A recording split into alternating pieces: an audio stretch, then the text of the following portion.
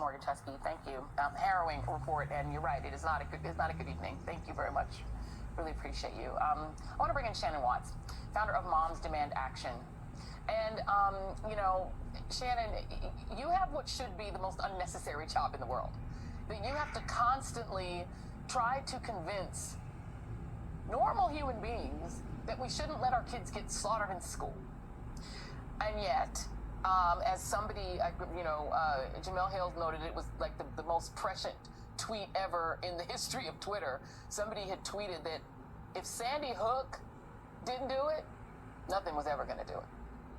Those 6-year-olds and their teachers, 6-year-olds got mowed down at Sandy Hook, and America shrugged it off and moved on. And now more little kids. I can't imagine what you're thinking this evening, but please try to tell us if you can. Well, first of all, just utter devastation for this community in Texas. As you said, we're just watching people be buried who were shot and killed by a white supremacist in a mass shooting in Buffalo less than 10 days ago. This is outrageous. But what makes it even more outrageous is that we know how to stop it. We know how to keep Black people from being killed while they grocery shop. We know how to keep second graders from being slaughtered in an elementary school in America. The data shows us how to stop it.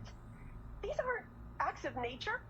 These are man-made acts of inaction, of cowardice, of corruption by lawmakers who refuse to act. And I thought it was very prescient that Amanda Gorman said today, it takes a monster to kill children, but to watch monsters kill children again and again and do nothing isn't just insanity, it's inhumanity. What does it mean if you are a lawmaker that has the power to stop this and you do nothing? What does that say about you? Let me go through some of the top recipients of NRA money. And the NRA, let's just be clear, they're not about gun safety anymore like what they started with. They're not about gun reform, which they were very much in favor of when they wanted to disarm the Black Panthers in California. They're in favor of marketing and selling lots and lots and lots of guns when they're not in deep financial trouble. Mitt Romney, just to make y'all clear, it's not just the wild MAGA faction that's taking this blood money. It's also Mitt Romney, number one. $13 million. Richard Burr, North Carolina, number 2. Roy Blunt, Tom Tillis. Cory Gardner, remember him? When he's gone, he got booted out in California, but he got $4 million. Marco Rubio, right there at number 4. And you can keep going down. Ted Cruz isn't even in the top 10. He's like way down. They're all fighting to get some of these coins. That's what they care about, right? Ron Johnson's up there, Marsha Blackburn, Josh Hawley, Pat Toomey. I could read them all off. Many of them are up for re-election in this cycle and some in the next. Is there a reason these politicians don't seem to pay much of a price for accepting the money of the NRA? A bunch of them are speaking at their little conference that's right there in Houston on Friday. Yeah, it is just shocking that they continue to have this stranglehold from the gun lobby. And as you said, some of them are going to be speaking at the NRA annual meeting this weekend. And I guarantee you, those leaders who are speaking, guns will not be allowed inside the venues where they are. And that's because they're scared they might be shot.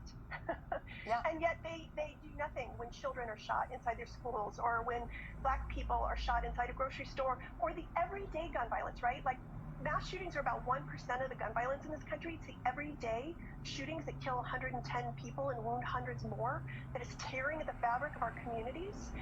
Look, I don't know that I predicted 10 years ago when I started Moms Demand Action as a full-time volunteer that what would happen was that the NRA would lose power, but that its right-wing agenda would be co-opted by extremists and white supremacists and misogynists and bigots who would make it an organizing principle around their work. And any lawmaker who stands with the gun lobby needs to realize they're standing with that specific right-wing extremist agenda. Indeed. Amen. Shannon Watts, thank you for all that you do. Thank you for being here this evening. Joining us now, Julian Castro, former Secretary of Housing and Urban Development. We had your brother on earlier. Thank you for being here, Secretary Castro.